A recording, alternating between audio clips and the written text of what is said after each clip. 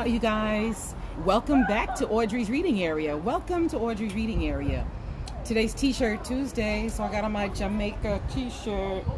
It says Jamaica, no problem.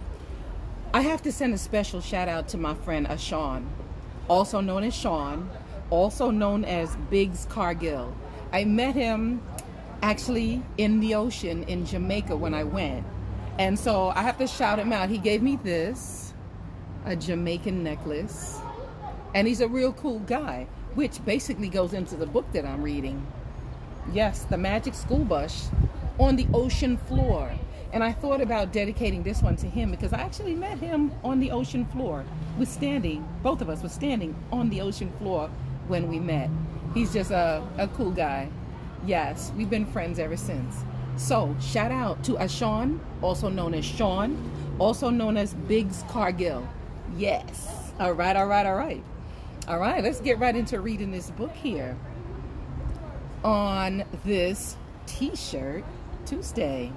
The Magic School Bus on the Ocean Floor. This book is written by Joanna and Bruce Degen. Yes, The Magic School Bus. So it says it was the end of the school day and it was hot in school. We had been working for hours on our ocean science projects.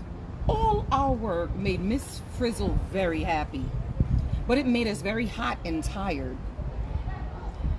And also there's some little notes on the side which I'll be reading. Little notes like this which I'll be reading. It's basically some fun facts of the ocean. It says all the oceans of the world are really one huge ocean. Yes, by Rachel. It says the oceans of the world are all connected together. Together they form one world ocean. Yes. So all the oceans in the world are all connected. So it's really one big ocean. And another fun fact is Earth is a watery planet. There is more water than land on the Earth. Oceans cover almost 3/4 of the planet. And you can see a little picture of the planet right here. See, all the blue stuff is the oceans. The green stuff is the land. So you can see it's more water than it is land. That's right. We were putting the finishing touches on a display about how ocean animals swim when someone said, "I wish we could go swimming." Miss Frizzle looked up. Without warning, she said, "As a matter of fact, children, I've been planning a class trip to the ocean for tomorrow." Everybody cheered. Everybody cheered. Sometimes having a weird teacher isn't so bad.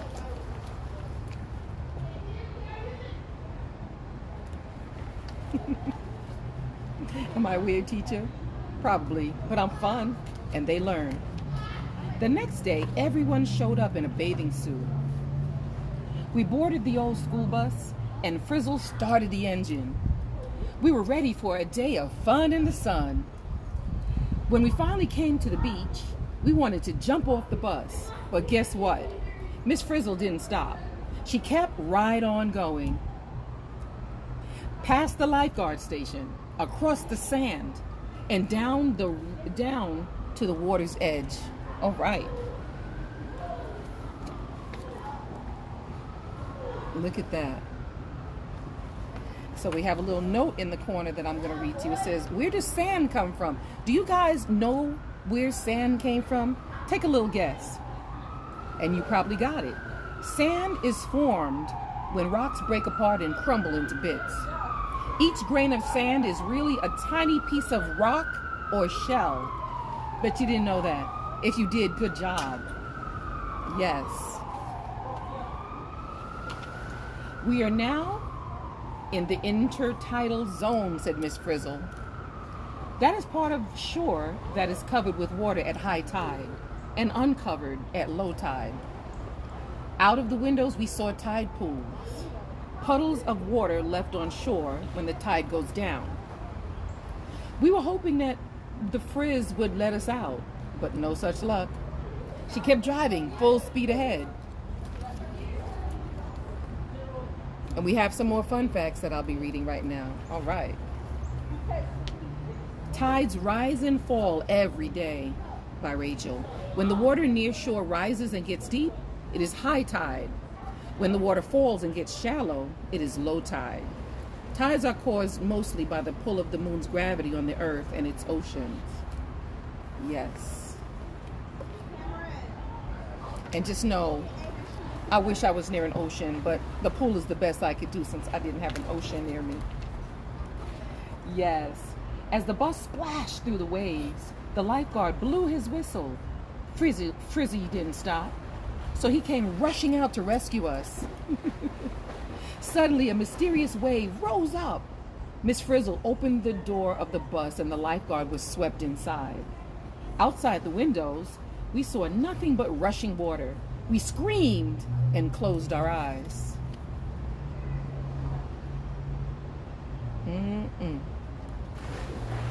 This thing.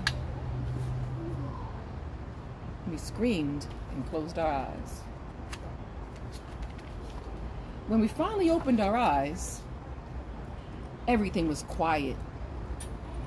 We were under the ocean, and there had been a few small changes. The bus had turned into a submarine, and everyone was wearing a diving suit. We should have known. We were on another one of Miss Frizzle's classy class trips. Right away, Miss Frizzle started talking about the ocean. We are now passing over the continental shelf, she said. That's the area that stretches from the shore to where the water is 400 to 600. 400 to 600 feet deep. Imagine that. Wow. Wow. And I'm going to read you some more little fun facts over here. It says, "What is the continental shelf?" by Carmen. It says, all around the edge of the world's continents, the land slants down and is covered by ocean water. Slants. The waterland is called the continental shelf. Interesting. A new word by Dorothy Ann. It says a continent, yes, a continent is one of the 7 main masses of land on the earth. That's right. So we have Africa, Antarctica, Asia, Australia, Europe. We have North America and South America. Those are the 7 large masses of land on earth, which are called continents. Oh yeah. Miss Frizzle, she decided this was a good moment for us to get off the bus. Thank goodness we had air tanks. All around us were fish, fish, and more fish.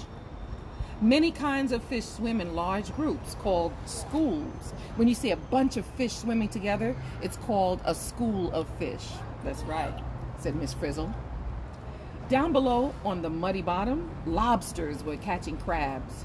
Starfish used their arms to pry open the clamshells, and jellyfish floated past, catching small fish with their stinging tentacles. The ocean was teeming with life. Teeming with life. And we got some more fun fact notes here. Let me read them to you. Okay. How can fish breathe underwater, you wonder? By Amanda Jane. It says, people have lungs that take oxygen from air. Fish have gills that can take oxygen from water. Interesting. Water flows into the fish's mouth, then the gills, and out through the slits in the fish's sides.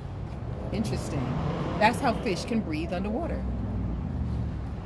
Question, when is a fish not a fish? Answer, when it's a jellyfish, by Gregory. It says a true fish has a backbone, gills, and fins. Some animals are called fish, but they are not. Actually, they are invertebrate animals without backbones. Here are some of them: a jellyfish, a sea star, a shellfish. Interesting, right? Interesting. There you go.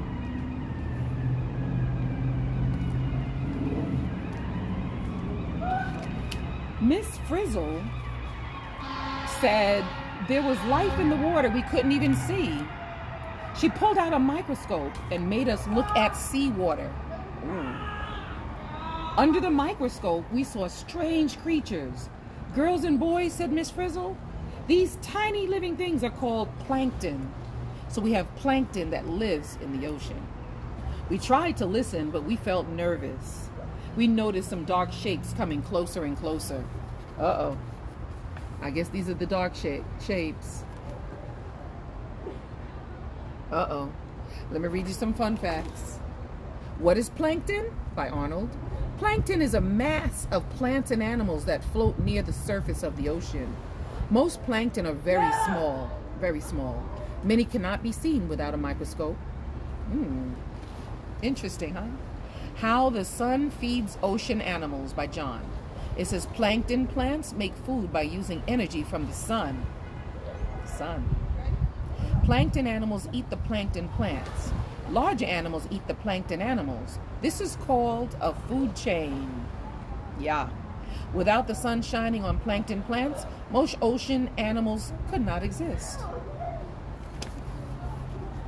Oh yeah, look at that. Interesting, huh? We all need the sun.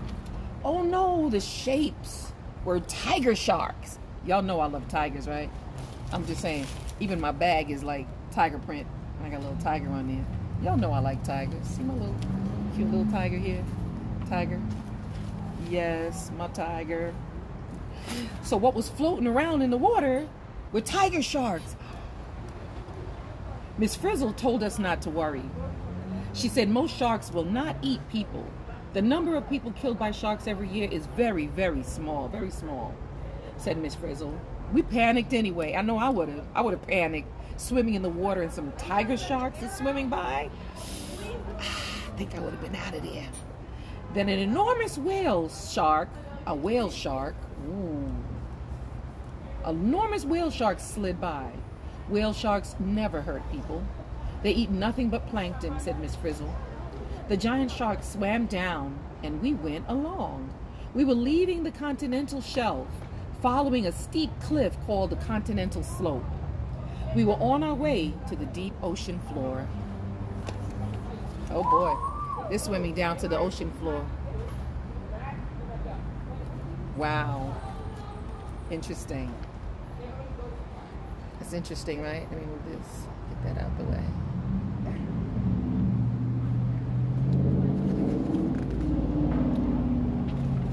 So, let me read you some of these fun fact notes. Sharks are fish, by Molly. Most sharks are fast swimmers with razor-sharp teeth. Usually they eat ocean animals like crabs, fish, seals, even other sharks. Some kinds of sharks are the great white, hammerhead sharks, thresher, and nurse sharks. My friend that I was telling you about, Ashawn, he told me about nurse sharks. I never heard of nurse sharks before. He told me about them. A different kind of skeleton, by Ralph. Sharks do not have bones like other fish. Their skeleton is made of cartilage. This is the same bendable material that is in your ears. Cartilage and the tip of your nose.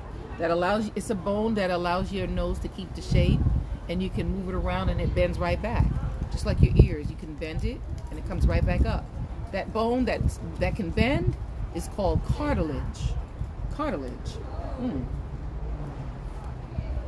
Whale sharks are not whales. By Michael. Whale sharks are fish like other sharks. They were named after whales because they are the biggest of all sharks. I'll show you the pictures again. Yes. If you want to see these pictures a little longer, you can always pause the video to view them. After a while, the whale sharks swam away, but the frizz kept going down. The water was bitter cold and pitch dark. Sunlight could not shine down so deep. So the further down you go, the less sunlight can get in, and it's really dark down there. Wow. Miss Frizzle switched on her flashlight. As we swam onto the bus, we noticed that it had changed again. This time it was submersible, a vehicle made for exploring the deep ocean floor. The pressure down here would crush an ordinary submarine, Frizzle explained. And she drove all the way down to the bottom. There is not enough food here for large animals, Miss Frizzle told us. Most deep sea fish are tiny, tiny. The deep ocean floor was as empty as an underwater desert. Wow. Wow. And of course, there's some fun facts. Let me read these fun facts to you. Is the ocean floor flat? By Phil. Flat plains cover much of the ocean floor, but not all of it. The deepest valleys and the tallest mountains on the earth are found under the ocean. Wow, it says there's an underwater valley called a trench under the ocean. The deepest trench yet found is 7 miles down. 7 miles down. Wow. Wow. Islands are mountaintops, by Arnold. When the top of an undersea mountain is above the surface, it is called an island. Yes, you learn something new every day. More fun facts. Why plants cannot grow in the deep ocean floor, by Wanda. Plants need light to grow. It is too dark for plant life on the ocean bottom. Way down there, 7 miles down. Not gonna happen. What do ocean floor animals eat? By Shirley. Some deep sea animals depend on bits of food that sink from the upper ocean. Others use their special lights to attract prey. Picture again. Interesting, isn't it? Wow. Then up ahead, we saw a spot that was full of life. It looked like an undersea garden with all kinds of strange animals in it. This is a hot water vent, class, said the Frizz. A vent is an opening in the floor, in the ocean floor. Flowing from the vent is super hot water mixed with hydrogen sulfide gas. Whoa. A hot water vent. Whoa. Miss Frizzle said there were other vents on the ocean floor. Unfortunately, we don't have time to visit them, she added. Then she pulled up a lever on the dashboard, and the bus zoomed toward the surface. Look at that.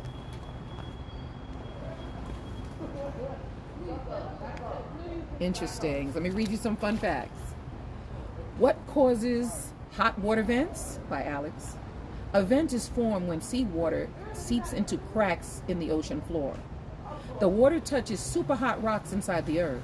Then the hot water shoots up out of the vent. Interesting. How food is made at a vent, by Shirley. Special bacteria manufacture their own food using heat energy and hydrogen sulfide gas from the vent. This food supports much of the life at the vent. That's interesting, right? Another fun fact, when the first vents were found, by John, the first vents were discovered in the 1970s and the 1980s. Before then, ocean scientists had never seen large animals like these on the deep ocean floor. Wow.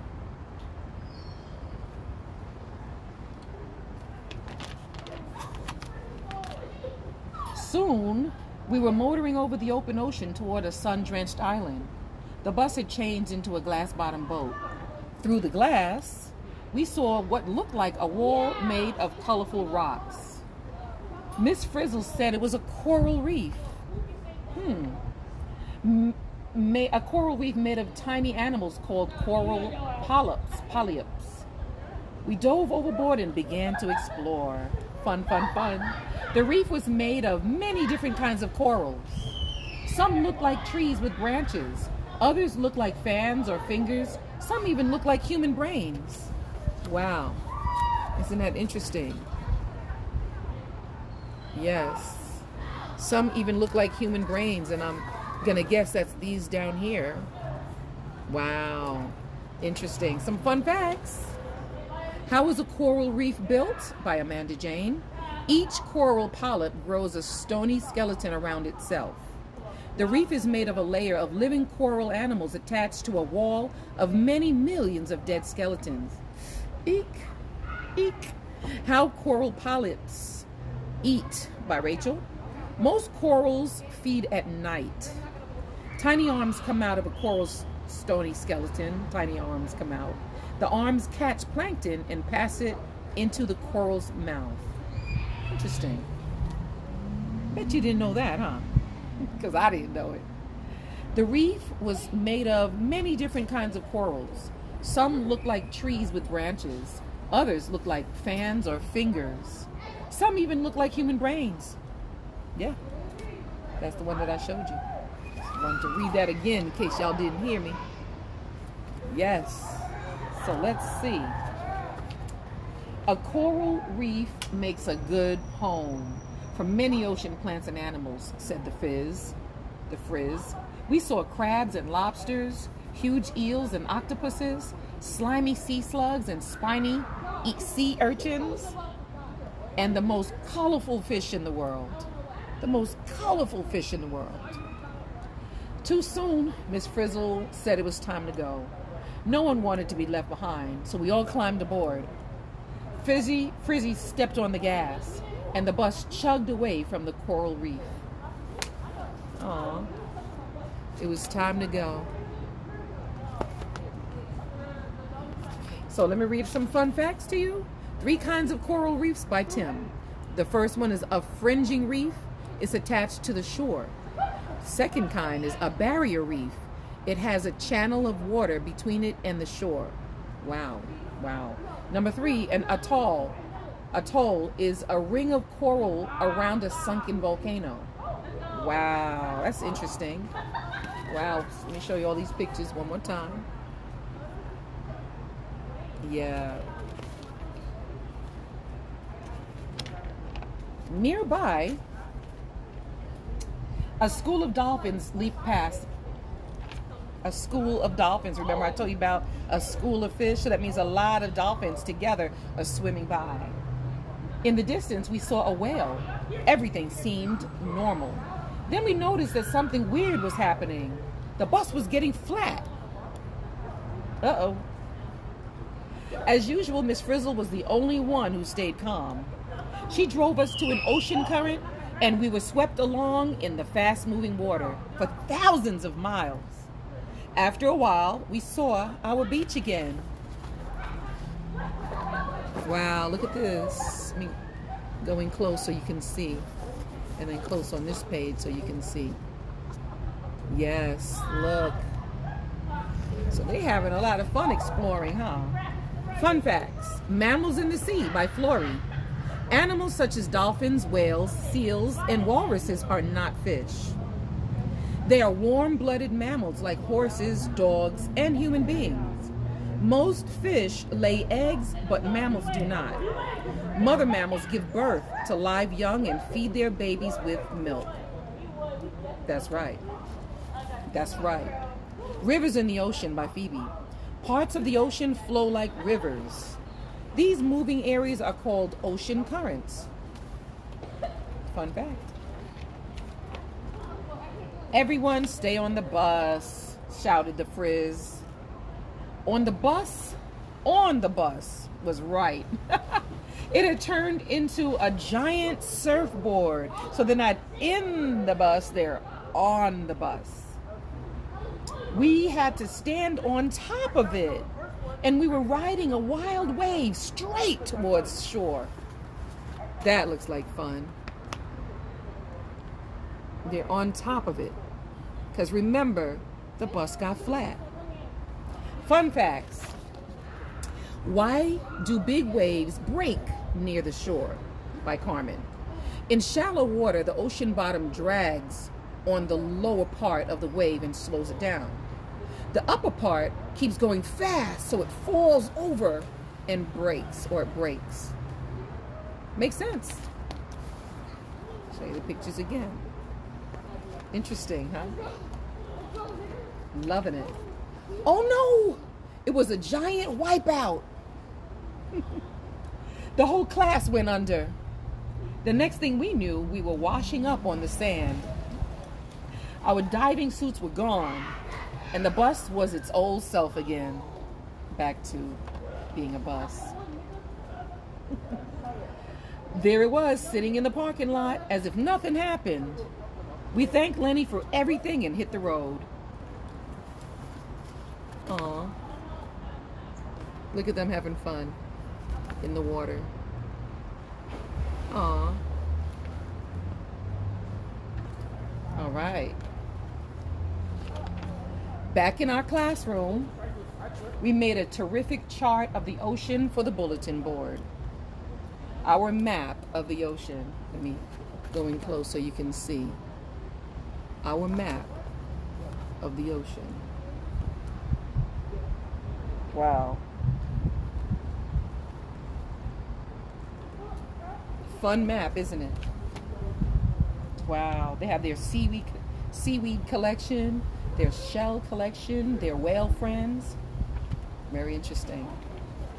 By then, we were definitely ready to go home. Thank goodness it was Friday. After that class trip, we really needed a weekend off. Aw. And it says, ask your library for more good books about oceans. Go to the library and you can get more. You can borrow books from the library for free, but you do have to return them before the expiration date. So you can go ahead and ask your parents to take it to the library. You can get all these fun and exciting books too. Yes.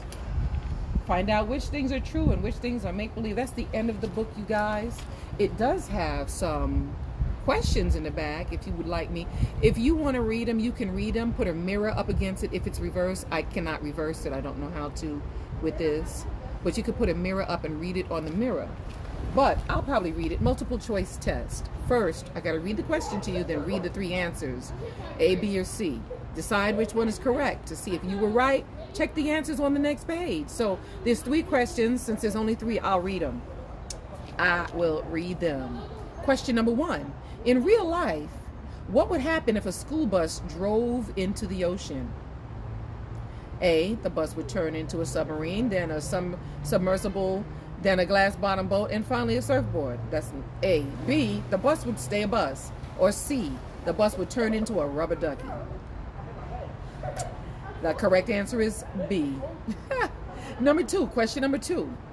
Is it possible to explore the ocean in a single day? A, yes, if you travel by giant clam. B, no, you couldn't do it in a day. It would take months, no matter how you made the trip. Or C, maybe. It depends on how long the day is. Correct answer is B. Number 3, question number 3. In real life, can ocean animals speak? A, yes, but only when they have something important to say.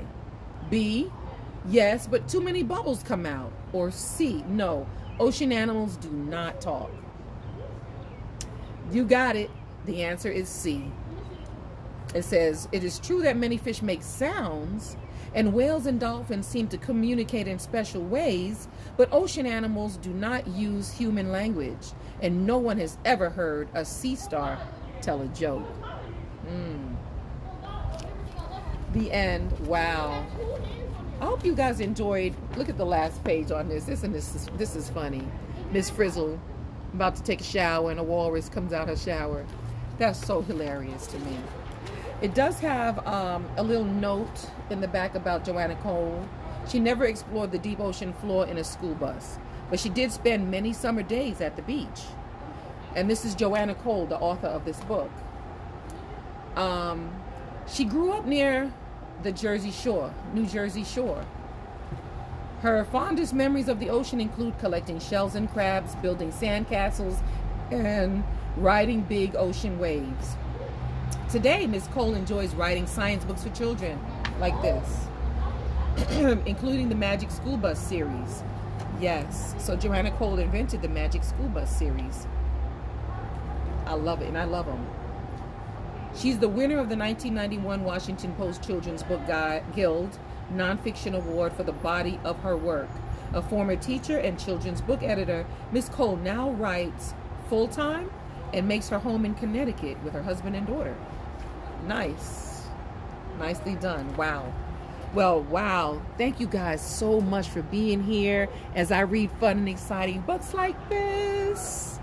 The Magic School Bus. Now, on this T-shirt Thursday, yes, once again, I got to shout out my friend Sean, also known as Sean, also known as Biggs Cargill. Yes, got to shout you out.